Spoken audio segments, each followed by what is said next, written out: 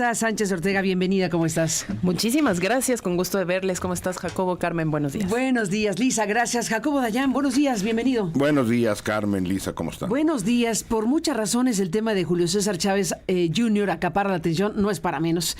Tiene muchas aristas la cuestión. Acabamos de escuchar a María Dalia y a Anabel hacer su respectivo análisis y revisión del tema.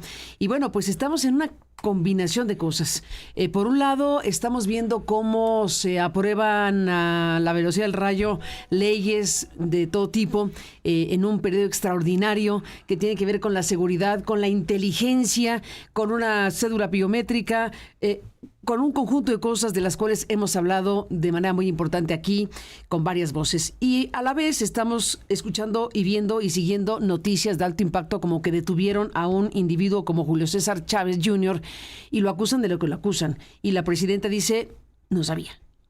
Pues sí, Carmen, y creo que vale la pena analizar el caso de Julio César Chávez Jr. y los otros que han ocurrido esta semana o la semana pasada, desde que empezó este tsunami legislativo. Qué cosa impresionante, qué manera de legislar. Que es todo menos democrático, es decir, si ya no quieren dialogar con la oposición, eso es evidente y claro, tampoco quieren dialogar ni siquiera con la sociedad.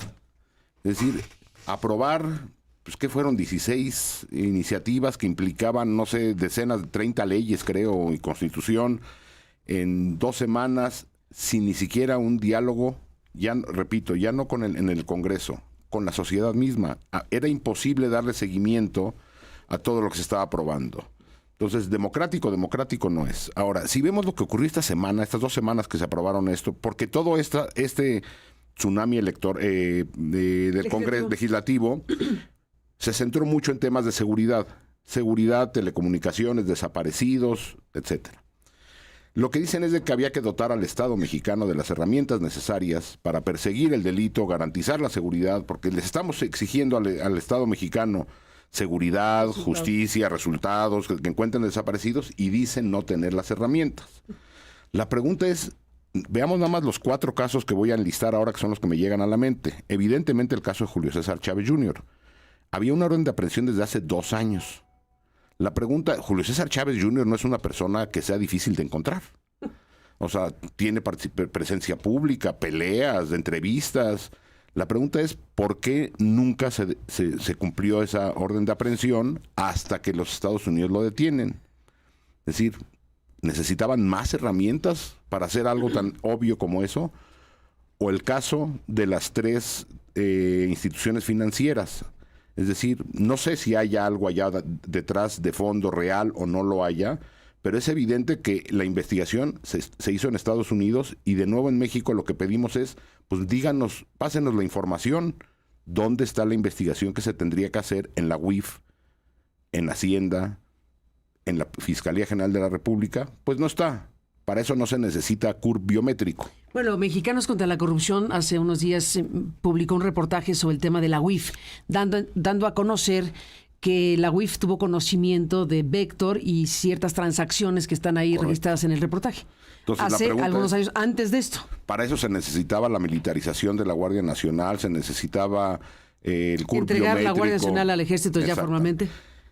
Y sumemos cosas. Tremendo artículo de Juan Villoro, por cierto, sí, en Reforma. Este pasó muy desapercibido y me parece que es de lo peor que ocurrió estas 2 semanas. Tú, Carmen, estuviste hace 10 años presente en Morelos en la apertura de las fosas de Tetelcingo. Tú estuviste ahí con Juan Villoro, precisamente, Javier Sicilia. Sí.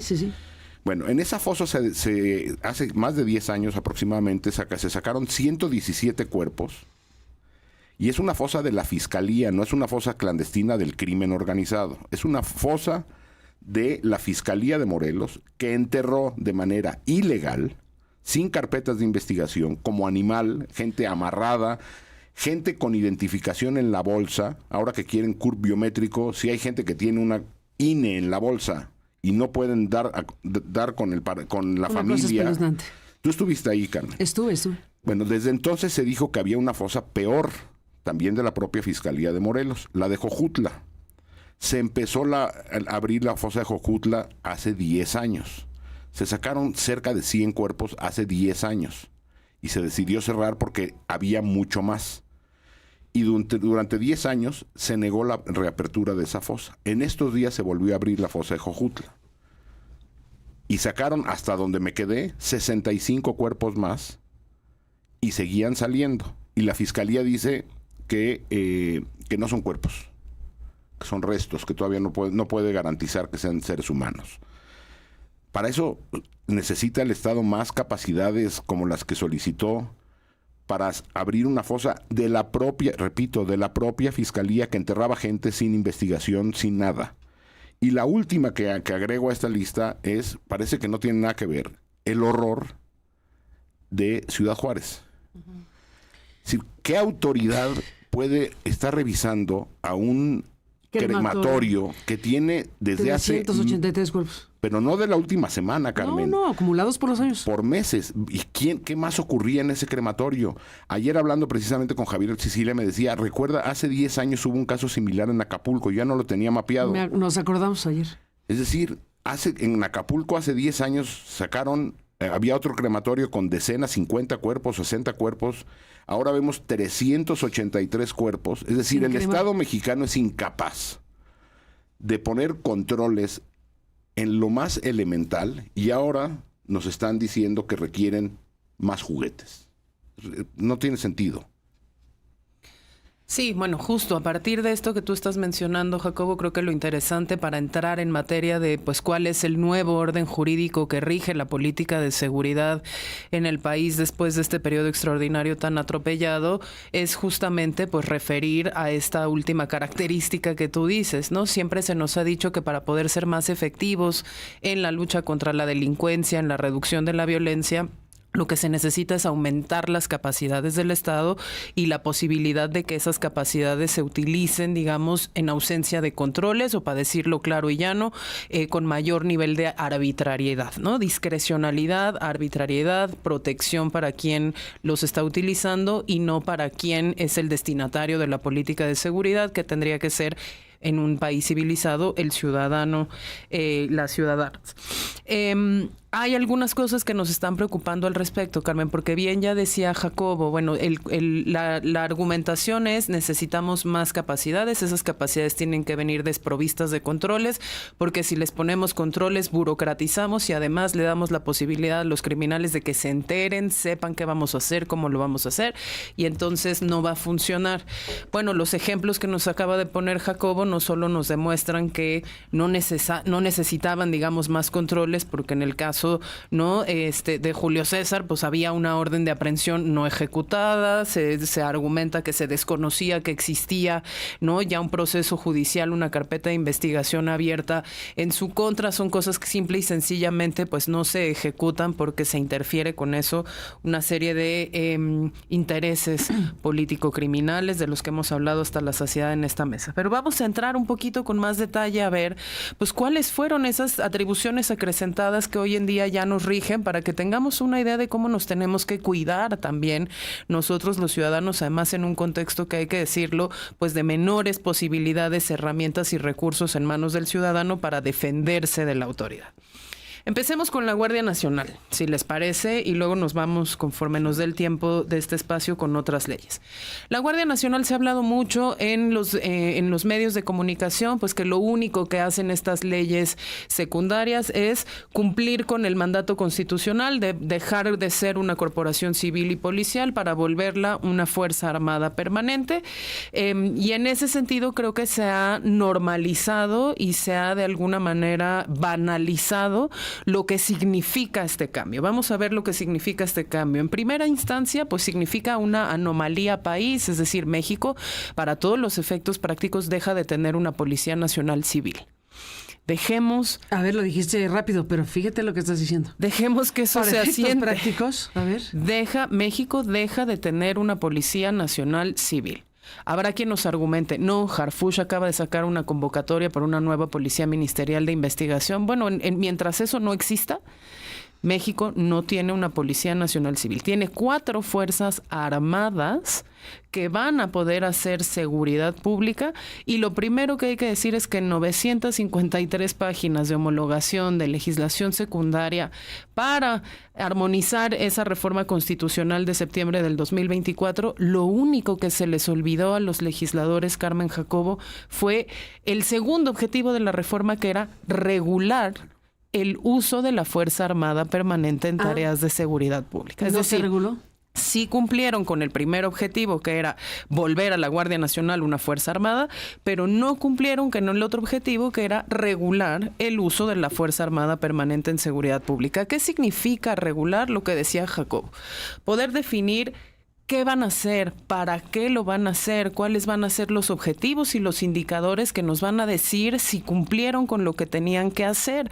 Desde Intersecta y México Unido hicimos el análisis del Inventario Nacional de lo Militarizado, y ahí veíamos que los acuerdos de colaboración entre Fuerzas Armadas, estados y municipios para hacer operativos de seguridad pública siempre tenían el objetivo de devolver la tranquilidad al estado de, inserte el estado que usted quiera.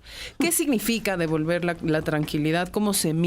¿Cómo podemos realmente evaluar si las Fuerzas Armadas cumplieron o no con ese objetivo? Y además, ¿cuál es el tiempo que nos vamos a dar para cumplir con ese objetivo así de laxo, así de mal definido? Bueno, regular significaba eso. Saber qué van a hacer, cómo lo van a hacer, para qué lo van a hacer, con qué recursos lo van a hacer y ante quién van a rendir cuentas sobre lo hecho. Eso se les olvidó. Cumplieron con el otro objetivo, sí vamos a hacer de la Guardia Nacional una fuerza armada, y ahí adentro nos metieron un par de cosas en las que, si quieren, ahora nos detenemos. La primera, pues es que obviamente cambia la naturaleza de la Guardia, y como cambia la naturaleza de la Guardia, ahora ingresos, formaciones, rangos, disciplina, todo es militar. Pero también cambia la estructura operativa de la Guardia Nacional, y además de tener, digamos, las comandancias, las jefaturas de coordinación territorial, estatal, etcétera, se creó una nueva cosa que se llaman unidades circunstanciales.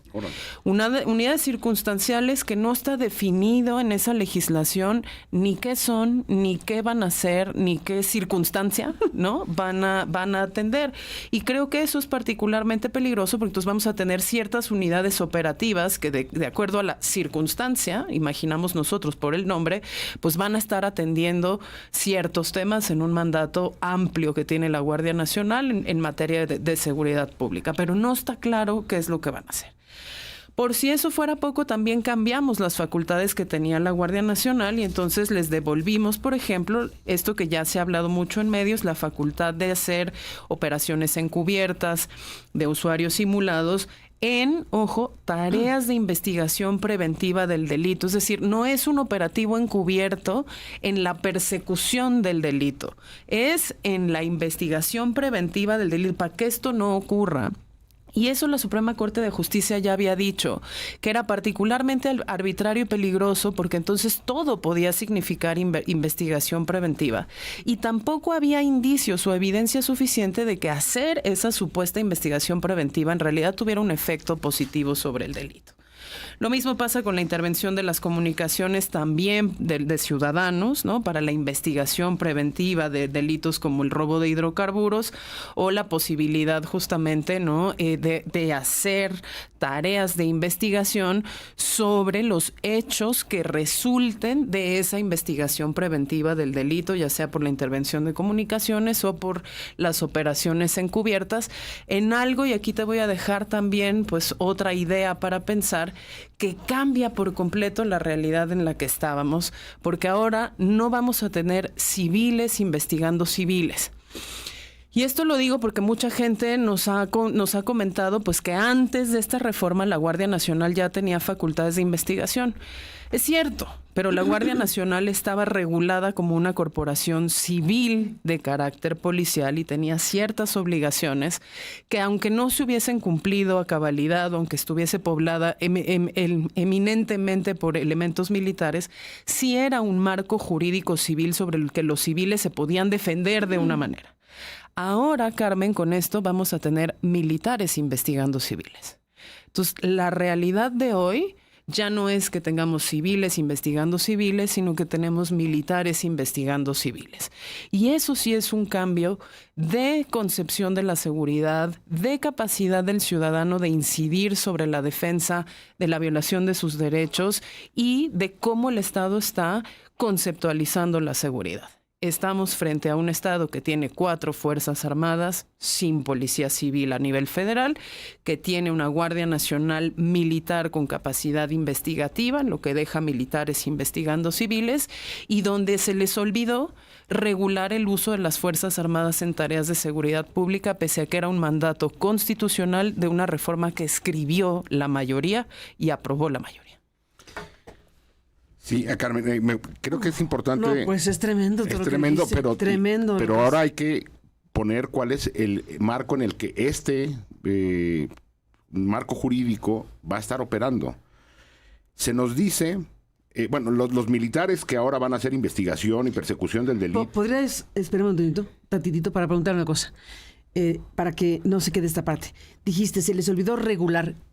¿Qué tendría que haber ocurrido con la regulación rápidamente? Lisa, perdón. Sí. En todas las leyes que reformaron, tendría que haberse dicho, por ejemplo, cuál es el mecanismo por el cual la presidenta va a hacer el llamado al auxilio de las Fuerzas Armadas en tareas de seguridad pública, que podría haber sido un acuerdo a través de la Conferencia Nacional de Seguridad Pública o a través del... ¿no? Algo específico. En alguna institucionalidad tendría que decir, la presidenta mandatará al secretariado ejecutivo o a la Comisión Nacional de lo que quiera, y a partir de ahí se tomará la decisión y se deberán entregar cosas como, ¿no? Si van a participar en la seguridad pública de un estado o municipio, a partir de qué fecha, con qué duración, con qué objetivos, con qué indicadores, con qué periodicidad de reporte, con qué controles judiciales, con qué controles legislativos.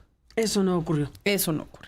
Y no nada más eso no ocurrió, sino que ahora como la Guardia Nacional estará ya formalmente como una de las 4 fuerzas armadas del país, estará sujeta a tribunales militares. A tribunales militares que no sé por qué no fueron electos por el pueblo bueno, pues sí. sino son designados directamente por el secretario de la Defensa. Ahora que estamos con la más democracia, pues entonces... es el país más democrático del mundo, porque no se elige a los jueces militares. Y agrego algo más sobre lo que decía Lisa. Uno esperaría que, más allá de qué funciones o qué facultades se le dé a cualquier cuerpo en cualquier país democrático, se ponen controles legales o institucionales para poder validar en régimen democrático que lo que se está otorgando como facultades, como funciones, no genere ningún tipo de arbitrariedad o violación a derechos humanos o a lo que sea. Y no es mi percepción, es lo que públicamente han dicho los actores políticos. El contrapeso y el control es confíen en nosotros. Salió a decirlo la presidenta Claudia Sheinbaum, nosotros no reprimimos, nosotros no censuramos, no espiamos. Lo mismo lo hizo la asesora jurídica de presidencia, diciendo, pues aquí nosotros no hemos perseguido ni espiado a nadie, cuando ella lo hizo como fiscal en la Ciudad de México, digo nada más por decirlo. Y todo esto está armado por un movimiento que se dice heredero del 68, y la presidenta dice ser hija del 68. Es decir, la militarización total de la vida pública y de la seguridad de este país lo está haciendo de manera perversa alguien o un movimiento que se dice heredero de un movimiento que luchó en contra de esto. Que le rindó homenaje a Hermenegildo Cuenca Díaz. Entre otras muchas cosas. Hace algunas semanas a una persona identificada claramente como autor de los vuelos de la muerte, por hablar de... Ese homenaje a Hermenegildo Cuenca Díaz no mereció ni medio comentario de la presidenta. No. Pero lo hizo el ejército mexicano, que depende teóricamente de la presidencia. Un ejército que ahora, una Secretaría de Defensa que ahora se encargará de todas estas cosas que está diciendo Lisa. Repito, un movimiento que se dice heredero del 68. Ahora, uno de los elementos centrales de esta nueva política, que dicen ser una política criminal, que es todo menos política criminal, la cantidad de facultades que están teniendo y herramientas que están teniendo sin controles, no nada más no son de un país democrático, no son de país ni siquiera ya en ruta civilizatoria, que no tiene controles, tiene como uno de los ejes principales la identificación masiva de ciudadanos. No es una lógica de persecución criminal. Uno puede entregarle a las instituciones de seguridad y justicia herramientas de persecución criminal, pero no de investigación y persecución o de espionaje masivo. Uno de los elementos centrales es la CURP, biométrica. Esa se justificó bajo la lógica de que esto es lo que se requiere para buscar a las personas desaparecidas. Y recordemos nada más, hay que echarnos unos pasos para atrás, Carmen. El caso de Teuchitlán, del rancho Izaguirre en Teuchitlán, cuando se da a conocer, por primera vez en el sexenio Claudia Sheinbaum, y no nada más en el sexenio, diría yo, desde la época de la transición, para Claudia Sheinbaum el tema de los desaparecidos no existió en todo el periodo de transición, ni en sus meses de gobierno hasta el caso Teuchitlán. Se negó a recibir a las madres buscadoras, no se hablaba de desaparecidos, desapareció el tema. Utilizan el caso del rancho Izaguirre para decir que lo que se requiere es una identificación de toda la población a través de este CURP biométrico. Los colectivos de víctimas de desaparición levantan la voz y exigen un foro de escucha para discutir una propuesta de ley una propuesta de reforma a la ley de desaparición. Recordemos que la ley de desaparición de 2017 es hija de un proceso larguísimo de escucha entre el gobierno de Enrique Peña Nieto, después del caso de Ayotzinapa, con colectivos de víctimas que deriva en una ley en el 17. Larguísimo proceso de escucha. Las víctimas exigen esto y Secretaría de Gobernación decide abrir un foro de escucha en el que participaron decenas y decenas y decenas de colectivos y cientos de familiares de personas desaparecidas. En esas reuniones no se habló de la ley, se habló de las necesidades de los colectivos, de lo que requeriría una reforma, pero no se habló en concreto de nada. Es decir, fueron espacios de diagnóstico, de catarsis, de reclamo, pero no de análisis de una ley. Termina ese proceso y Segov inicia un nuevo proceso con un puñado muy pequeño de colectivos para validar esta reforma. Incluso en ese pequeño espacio ya salieron los colectivos con pronunciamientos, vamos, no estoy diciendo nada secreto, ahí están los pronunciamientos de colectivos, de más de 100 colectivos y cientos de familiares diciendo, no respaldamos esta iniciativa, queremos que se abra un espacio de diálogo en el Congreso. Se niega. Y lo que se dice es de que la CURP biométrica ayudará a encontrar a personas desaparecidas. La pregunta es, bueno, y ya salieron los jilgueros del bienestar a decir que esto es la gran solución al problema de la desaparición. ¿Para qué sí va a servir, Carmen, esta reforma del CURP biométrico? No va a servir para buscar a un solo desaparecido. Las personas desaparecidas que están hoy desaparecidas no tienen CURP biométrico. Y las que desaparezcan de hoy en adelante, o cuando se implemente el CURP biométrico en adelante, evidentemente alguien que está en una red de trata, que está reclutado de manera forzada, es decir, alguien que está desaparecido en vida, no va a ir a abrir una cuenta bancaria, no va a ir a hacer un trámite para sacar un pasaporte, no va a ir a sacar un celular a su nombre. Un café en el Starbucks. O sea, es ridículo. ¿Para qué sí va a servir esa ley? Para reducir la cifra. Es decir, aquel censo que hicieron el sexenio pasado, de casa en casa, con funcionarios que no tenían ninguna facultad para hacer el censo, para reducir el número de desaparecidos, porque se sabe que ese registro tiene un sobreregistro en cuanto a las personas que fueron reportadas como desaparecidas, pero no están desaparecidas porque se fueron de su casa por su voluntad. Y no se reportó que regresaron. Exactamente. O si se reportó, las fiscalías no lo han actualizado. Sí. Con esto, lo que van a hacer es reducir la cifra. Su preocupación es reducir la cifra. Si hubiera una preocupación por encontrar a las personas desaparecidas, algo se hubiera hecho para acabar con el rezago forense. 72,000 cuerpos en espera de ser identificados. Ahí no hay nada. Entrevistabas tú a Santiago Corcuera en CNN y decía todas las recomendaciones que emitió el Comité de Desapariciones Forzadas de Naciones Unidas fueron omitidas. Y agrego algo que se ha dicho poco, es decir, la CURP biométrica tiene como objetivo no buscar a desaparecidos. Todos los jilgueros del bienestar, por favor, sean serios. Y el gobierno que nada más no utilice el dolor de las víctimas, que repito, se han pronunciado ya públicamente diciendo la ley no resuelve ninguno de los problemas serios que tenemos y la CURP biométrica sirve para... Es más, ayer en el Cámara de Diputados se puso una manta enorme que decía espiar no es buscar o algo cercano a eso. Es decir, están utilizando el dolor de los familiares para eso. Y ojo, se ha hablado poco de otra cosa. La ley también habla de que se va a crear una base de datos de carpetas de investigación y que ese será el censo real. Ojo, las desapariciones cuando empezó este fenómeno ya de manera impresionante después, en la época de Calderón, la gran mayoría de las investigaciones se abrían por trata, por secuestro o por privación de la libertad. No se abrían por desaparición. Eso fue una lucha de los colectivos que en la ley del 17 se resolvió. Es decir, hay un montón de desapariciones previas al 17 que no están catalogadas en carpetas como desaparición. Me imagino que las van a borrar. Y la otra... ¿Borrar? Pues no, simplemente no estarán en el censo de carpetas de investigación de desaparición. Y la otra es que eliminan el reporte administrativo de desaparición. Otra de las exigencias de los familiares fue que muchas veces no levantan denuncias porque los ministerios públicos están vinculados con las redes criminales por temor. Muchas familias de migrantes, ante la incapacidad de venir a presentar una denuncia, lo que se hace es levantar un reporte administrativo. Hay un número importante de personas desaparecidas que no tienen carpeta de investigación porque los familiares lo que quieren, ante el temor, es que encuentren a su familiar desaparecido. No están buscando hacer justicia porque saben que no la van a obtener. Eso también será borrado de un plumazo.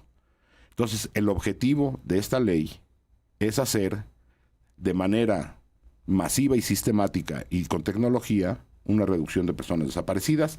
Nada tiene que ver con buscar a personas desaparecidas. Están lucrando con el dolor de las víctimas y la presidenta Claudia Sheinbaum salió ayer a decir que 70% de los colectivos están a favor de esta iniciativa. Pues nada más que responda al desplegado de, repito, más de 100 colectivos que representan mucho más del 30%, representan mucho más de la mitad de los colectivos del país, diciendo no estamos de acuerdo con esta iniciativa. Y hay un ingrediente que puso a la mesa Alfredo Figueroa, también importante en su análisis de esta semana, que tiene que ver con Estados Unidos. Porque el tema de la cuestión biométrica es algo que vino a pedir expresamente la secretaria de Seguridad de Donald Trump. Se reunió con Claudia Sheinbaum finales de marzo finales de marzo, y ella dijo con todas sus letras, en la entrevista que dio en la cadena Fox, que había tenido una reunión que iba a ser de media hora, pero que fue de 2, y que ahí le presentó la lista de lo que quería Donald Trump. Lo dijo así. Y dentro de las cosas que quería Donald Trump eran datos biométricos. Dicho de esa forma, la secretaria, narrando su experiencia con la presidenta mexicana, dijo también que la presidenta dijo que no los tenía, que no tenía esos datos biométricos, pero que estaba pues dispuesta a hablarlo, pero que sería muy controvertido en México. Fines de marzo 2025. Es un ingrediente que hay que traer a la mesa, porque al final de cuentas la pregunta es, ¿para qué una CURP obligatoria con datos biométricos, escudándose en que con eso se va a ayudar a la búsqueda de personas? Se colocó en esa ley relacionada con búsqueda de personas, pero no acabamos de entender de qué forma esa CURP biométrica va a ayudar a buscar personas. De ninguna, ¿eh? Eso sí te lo anticipo, de ninguna manera. Va a poder ayudar a encontrar a aquellas que no están desaparecidas, que están registradas como desaparecidas. Sí. Nada más. Bueno, ahí está el punto, pero yo creo que lo que Alfredo Figueroa recordaba es importante también, porque ahí hay un tema en donde la relación México-Estados Unidos y las peticiones y exigencias de Estados Unidos a México son claras, y ahí lo dijo con todas sus letras: el presidente Trump quiere datos biométricos de mexicanos. A ver, Carmen, yo creo que una cosa que es bien importante ahí es que, si bien es cierto que la vecindad de México con Estados Unidos le impone una serie de... Para la frontera lo quería, pues claro, para eso, ¿no? Sí. Una serie de dictats que tienen que responder a lo que el gobierno norteamericano quiere o siente que necesita. Lo que estamos debatiendo en esta mesa es que incluso si esas acciones se toman, no pueden ir ausentes de controles. Y ese es el debate que estamos dando aquí. Y que lo digan en voz alta, si es por eso, ¿no? Una identificación Y que no usen a los única. desaparecidos como Claro, pretexto. crear una cuenten de qué va. identificación única con datos biométricos. Bueno, y cuáles son las salvedades y cuál es la inversión que hace el Estado mexicano para garantizar la seguridad de esos datos. Cómo yo sé que no solo mi domicilio, mi nombre, mis huellas digitales, mi todo lo demás terminarán en manos del gobierno, sino quién sabe de quién más, ¿no? O Lisa, perdón, del propio gobierno. Insisto, es decir, sí, el de mal uso acuerdo. que le ha hecho el gobierno a los datos personales. No, bueno, imagínate. Digo, un abrazo desde acá a Héctor de Mauleón. Sí, Es qué decir, barbaridad. Un saludo llegaron a a su Héctor, ca- un llegar- abrazo. llegaron a su casa con ¿Qué es información que dio el INE. Es decir, si el INE le pasó la información sin ninguna atribución al tribunal de Tamaulipas para que vayan a tu casa a entregarte un citatorio, pues mañana le pasan pues, cualquier otro dato tuyo.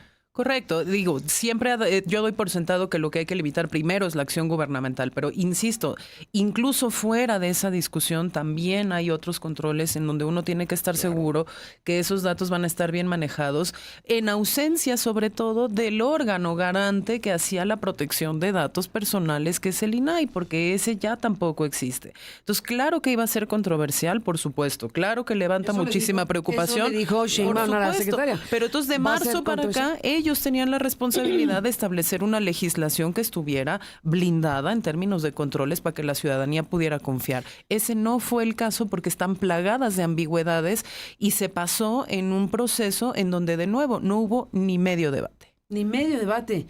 Ni medio debate, al final de cuentas, ya en otros momentos de la historia se ha discutido, debatido y tumbado la intención de tener datos biométricos. A ver, García Luna, ¿no? Claro. García Luna quería una cédula de identidad, me acuerdo perfectamente, que incluso se obtuvo información, si no me equivoco, de menores de edad en algún punto de aquella historia, en el sexenio de Felipe Calderón.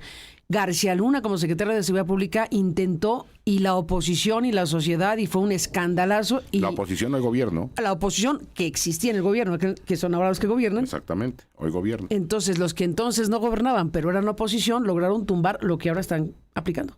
Sí, y otra vez, y vamos un paso arriba, en un entorno donde tampoco vas a tener una defensa desde el Poder Judicial. Es decir, está desmontado... ¿Eso te temes? ¿Perdón? ¿Eso temes?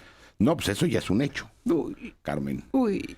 Pues lo que, y lo que Bueno, a tenemos... ver, es que claro, por orden judicial, pues sí, conceptualmente Pues por se orden puede poner judicial. ahí por orden judicial, pero aquí ¿quién va a ordenar? Exactamente, en un entorno donde no tienes ningún tipo de control ya, ni institucional, ni político, y ahora tampoco jurídico, pues entonces estamos ante entregarle a un Estado ya policial, no democrático, cívico, militar, citando al amicus curiae que llegó para en aquel entonces el análisis de la reforma al Poder Judicial, pues es en ese entorno lo que tenemos es un Estado con todas las herramientas posibles que no es capaz de identificar a alguien que tiene un INE en la bolsa. La pregunta es, entonces, ¿para qué quiere la información? Un régimen no democrático en un país donde el horror reina todos los días y es normal que haya 383 cadáveres en Ciudad Juárez, apilados desde hace años, en Jojutla, cientos de cuerpos enterrados por el crimen organizado, balaceras por todo el país, el crimen organizado controlando buena parte del territorio, pero eso sí, un Estado que quiere todas estas herramientas. La presidenta de la República dice, mienten quienes afirman que se ha instaurado, que se ha diseñado un sistema de vigilancia masiva en México desde el Estado. Porque los que han analizado todo esto dicen es que no es una ley aislada, sino son varias leyes que conectan entre sí para crear una situación sistémica de vigilancia masiva. La presidenta dice, eso no es así, categóricamente mienten, y es la palabra que utiliza Lisa. Sí, mira, vamos a ir, digamos, como a algunos de los... vamos a ir a algunas de las leyes, justamente como para ver cómo se interconectan. Tenemos en la Ley General del Sistema Nacional de Seguridad Pública y en la Ley del Sistema Nacional de Investigación e Inteligencia la obligación de las autoridades para interconectar bases de datos públicas, pero también para interconectar bases de datos privadas. tiene también en esas dos leyes la posibilidad o la facultad de concentrar no solo bases de datos nacionales, sino también bases de datos internacionales. Quizás ahí también se nos haya metido el interés norteamericano, ¿no? Y tiene la posibilidad de que el Centro Nacional de Inteligencia acceda a esos datos sin controles claros. Quedan algunas ambigüedades en donde se dice sí con orden judicial, algunas otras en donde no necesariamente está explícito ese criterio, y es una de las cosas que preocupan. Luego está la Ley General de Población y la Ley en materia de desaparición forzada, donde ya platicamos aquí el tema de la CURP biométrica como requisito obligatorio, la plataforma única de identidad con la que se puede monitorear la información ahí presente en tiempo real, ¿no? Y tienes la centralización de la concentración de datos sensibles en todas esas bases de datos y con esas facultades sin mecanismos claros de control. De nuevo, acá la presente, digamos, la constante es el sin controles. Y luego tienes, por ejemplo, la Ley de Telecomunicaciones y Radiodifusión, que permite que instancias de inteligencia puedan acceder a tus datos personales y geolocalización en tiempo real sin orden judicial, sin especificar a las autoridades que pueden hacer esto facultades explícitas para que puedan hacerlo, y de nuevo sin mecanismos de rendición de cuentas, con una Guardia Nacional que puede hacer investigación preventiva, intervención de telecomunicaciones y todo lo que ya discutimos. Es decir, en una sola ley, por supuesto que no está escrito con estas palabras de vamos a hacer un sistema de vigilancia masiva, pero en el conjunto de todas las leyes lo que sí queda es una facultad muy aumentada para que el gobierno esté observando de manera permanente un montón de datos producidos por la autoridad, pero también producidos por privados, de nuevo, sin las formas por las cuales el ciudadano pueda, 1, saberlo, 2, detenerlo y 3, repelirlo cuando eso le signifique un riesgo o una violación de derechos humanos. Sí, yo agregaría nada más, perdón, Carmen, rápidamente. Donde dice con control judicial, lo único que deberíamos de leer, el procedimiento será ligeramente más lento. Es decir, hoy la presidenta de México no gobierna por decreto porque sería muy feo. Como Trump. Sí, como Trump. Lo pasa por el Congreso, es un poco más engorroso. En vez de emitir un decreto, pues se espera 2 semanas y se cumple con el procedimiento legislativo. Se legisla. Exactamente. Entonces, dicho esto, se legisla sin regular completo, pero bueno. Lo que no tenemos son ningún tipo de control. Se ha dicho también que había mucha queja, mucha crítica de que no había inteligencia civil y que ahora con esto se abre la puerta también para la inteligencia civil. Sí, pero también se legaliza lo que hace unos meses negaron que existía, el Centro Nacional de Inteligencia dentro del Ejército, por ejemplo. Hoy ya está completamente legalizado, y sin irnos al pasado remoto, en los gobiernos morenistas, el Ejército se ha negado a entregar información, incluso para mecanismos creados por el propio gobierno, ya no digamos por la sociedad civil. Cuando el grupo de expertos independientes del caso Ayotzinapa pidió información al Ejército, la respuesta fue no. Cuando la Comisión de la Verdad de Guerra Sucia, creada por López Obrador, le pidió información al Ejército, la respuesta fue no. Entonces, decir que no hay un marco general de vigilancia masiva de ciudadanos es mentir de nuevo, la hija del 68. Nos vamos, Lisa Sánchez Ortega, un abrazo. Muchísimas gracias, Carmen. Jacobo Ayán, gracias a los dos. Nos dejan aquí con asuntos gravísimos, importantísimos, y les apreciamos su inteligencia y su firmeza para decirlo. Gracias por estar aquí.